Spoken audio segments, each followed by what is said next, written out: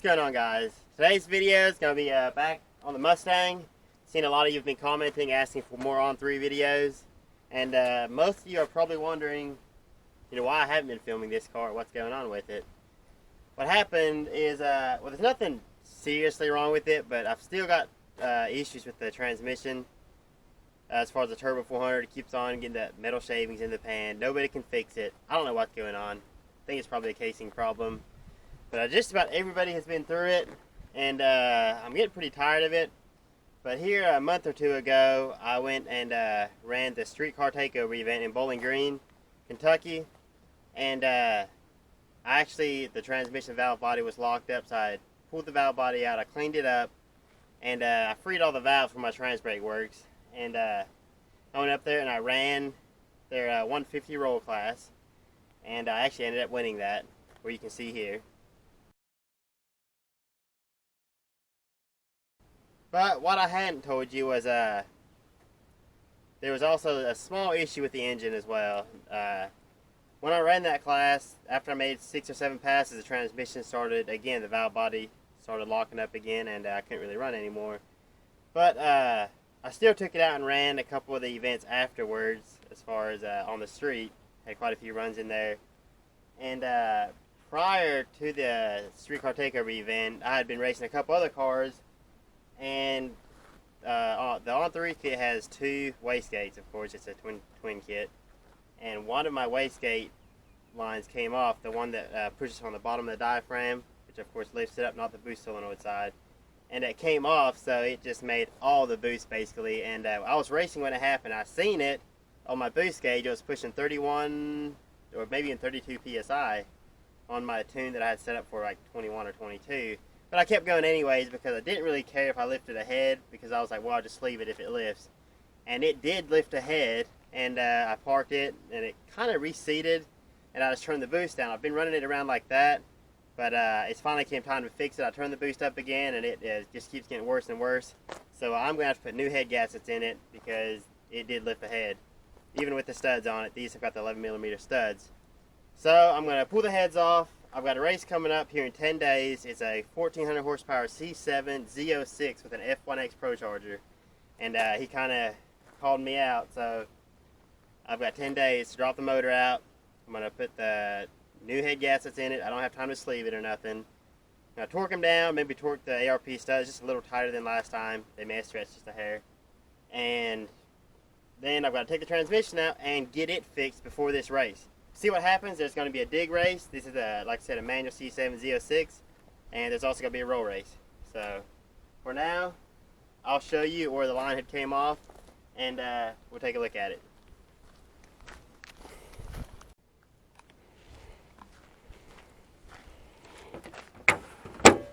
You see the car's all dirty. It's been sitting in my garage for months. Just reached under there, and I can usually get that one.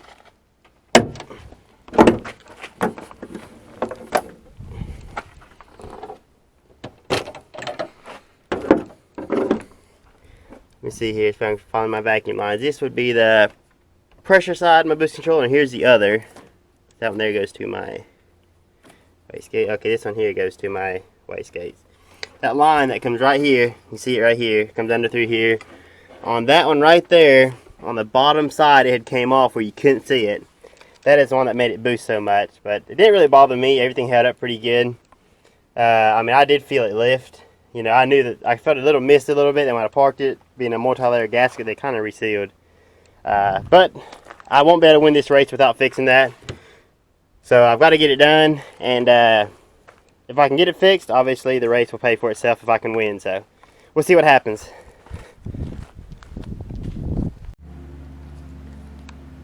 This is where I wish I still had my low mount turbo kit. It was a lot easier to pull the engine out. I could drop it out the bottom just like a stock engine, 2 hours or so, I'd have everything sitting out. In this case, I'm going to go underneath, I'm going to drop the transmission out first. Most of you have seen how I put this in.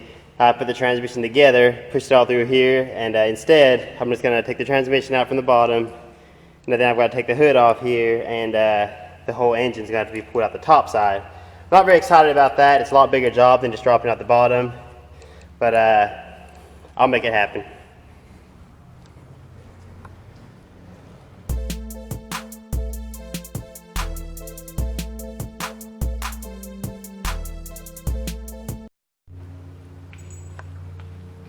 I had noticed in some of my last data logs, I had a little bit of a knock going on as far as the knock sensors. And if you remember when I installed the kit, I set that right there where it didn't touch.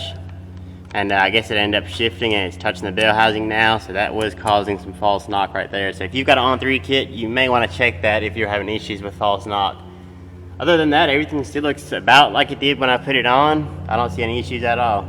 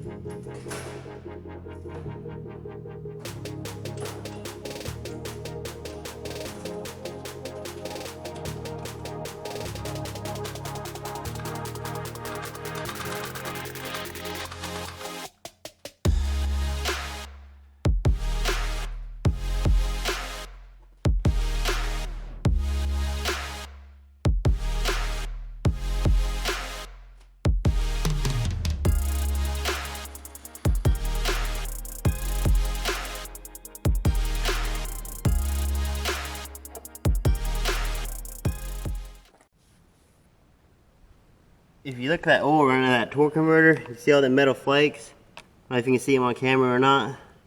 Them flowing right there, them all little metal flakes. So I hope the converter's still good. I'm not positive if it is or not, but same here. I run my hand across there, bunch of little metal flakes. They're everywhere, and you can see them in that hole right there too.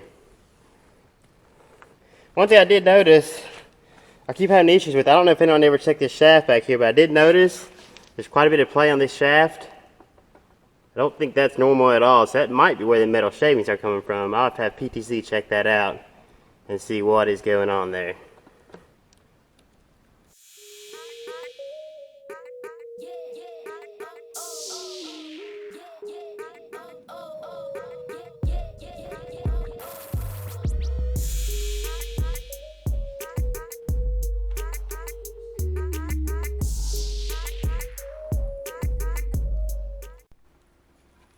I've got it basically ready to come out. It's not even that hard to get out. I've got the motor mount down there. See that nut right there is taken off. And there's the easy side. I got this one over here off. It's a little harder to get to. And everything's basically loosened up. My fuel system's kind of getting in the way a little bit back there. And my boost controller's probably got to come off. But other than that, it should be ready to come out. And as far as that car right there, that's of course that 2019. That's the engine I took to RPG. I've got all the footage, I just haven't put it together and posted it, but when I drove that little vehicle up there with the that Coyote engine in the back, I left my lift brackets in it, so that vehicle is still sitting in California with my little lift bracket I made to lift the engine out, so I'm just going to have to make myself a new lift bracket to mount onto here so I can lift this thing out of here.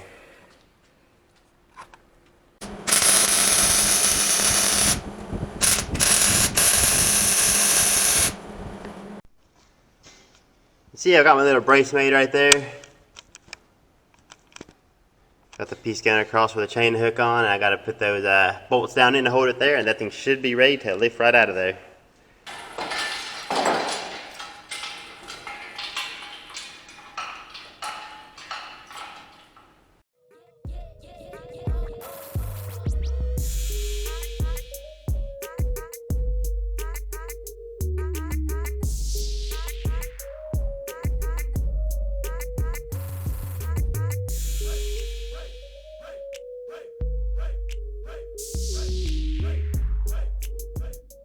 I've got it most of the way out, and what made it so hard was because I didn't disassemble my whole fuel system. I tried leaving the rails and stuff on back there, you can see. So before I put the motor back in, I'm definitely going to make sure and take those off. But everything else is free, and I actually might be able to get it out without even taking the hood off. I'll take that prop down and set something back there to set it up. Now, I did think I was going to have to remove the hood, but it, like so far, it does not look like it. There you can see my fuel system. that PTFE line is hard to bend, and it just gets in the way of everything.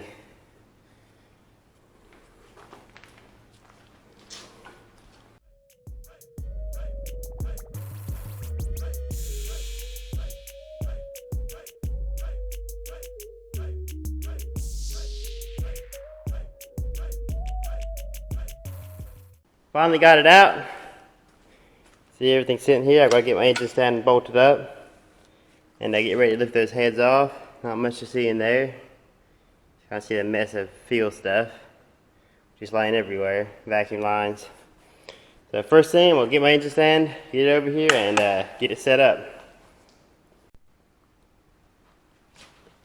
It's completely taken out, like you can see. Got it all mounted up on the engine stand. So the first thing I got to do is just pull this kit off, which should be pretty easy. Take these turbos off, everything around there, then just the pulleys and stuff up front. Take the wiring harness off, and I'll be ready to take the timing chain covers off and lift those heads off. If you look at these manifolds, you can see there's some signs of exhaust leaks in there. I'm not sure why it was leaking. I've got new gaskets on the way, and I'm going to spray that copper gasket sealer on them. See up there where it's black? You can tell there's some leaking there. And I'm not sure on the other side. I actually see that some there on top. Some black right there. So let's take a look at this other side. See if there's any here. Oh yeah, that's one. No, that's probably where some coolant was coming out. Right there. And there's an exhaust leak right there in the middle. See some soot coming out of there. And there's another one down there. Not sure why they're not sealing. I'm going to may have to get these manifolds, someone to make sure they're flat. Mill them a little bit.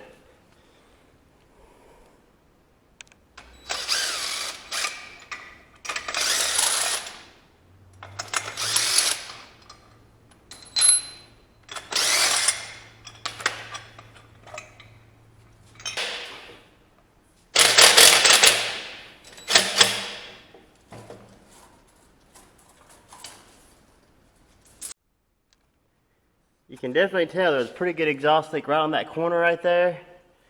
And right there in the center, they were leaking to the inside and coming up out there. Over here, there's also a small one, and those are actually torqued pretty tight. But what I don't like about these little bolts is that they don't go in as deep as they need to, because you got at least about a ½ inch on the manifold that takes up about to up here. They don't have many threads in there. They don't go as deep as the factory studs do. So I'm probably going to replace these bolts and get them about a ½ inch longer than these, so I can tighten them down without risking stripping them in that aluminum head.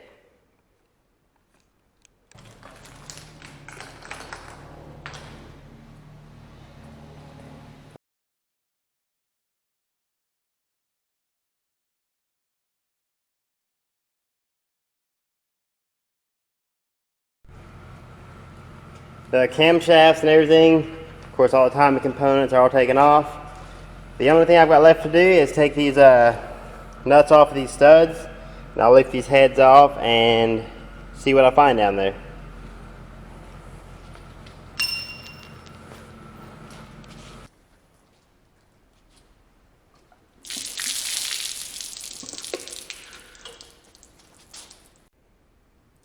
Well, you can see we definitely do have an issue. See right there, it's like torched. You can see I'll pull that gasket off where we can look at it a little better. Look at that gasket right there. It's got a big cut in it. I don't know how bad it got the block.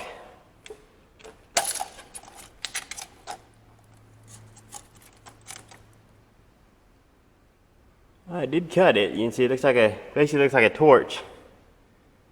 I don't know if that's fixable or not. I'll talk to my machine shop and see if it can be fixed or not. That is not good at all. You can see on the gasket here, it's just a big cut right there.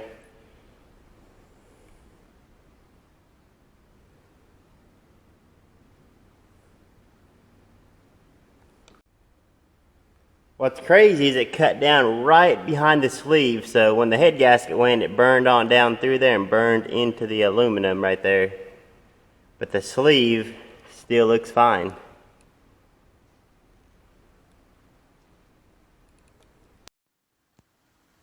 You can see on the head here where it torched it. It did torch the head just a little bit. See the groove right there? It dug in there a little bit. Went on top of the stock sleeve, and got around it and went down into the aluminum. I'm ready to pull the other side off. I don't think this side has any problems, but we're about to find out.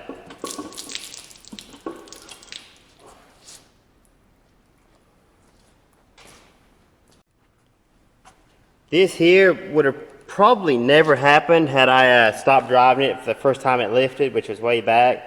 And I kept on going and kept on driving, and I really didn't care if it torched it or not, because you see I've got these water jacket supports where I had drilled into the sides. And I was wanting to sleeve it anyways, but then I had these holes here, so it actually worked out pretty good. I'll get a machine shop to check that out, just because, you know, I'd like to see if it's fixable. If not, no big deal. I'll grab another block, and I will not be putting these supports back in, because that way I can sleeve that one. Not a big deal. I would have got a new one anyways, just because of all those holes being there. So, not too worried about it. And the last time I got on it is when it lost all coolant, so I knew something went down bad. And that is probably when it torched it. So I'll probably have to move my rotating assembly to another block. I don't know if I can make it in 10 days for that race, but I'm going to try my best to do that. And as far as the transmission, you see it right over there. I've got a guy that's going to help me take it apart. That's on Thursday. We're going to take it apart, and then we're both going to look through it, see if we can find something. And like I said, I did notice it has quite a bit of play back there. Not sure, but that's in 2 days. I'll take this apart, get it fixed. In the meantime, I'll see if I can figure out a way to get that engine going. That'll be the end of this video. Hit the thumbs up, subscribe if you haven't, and I'll see you next time.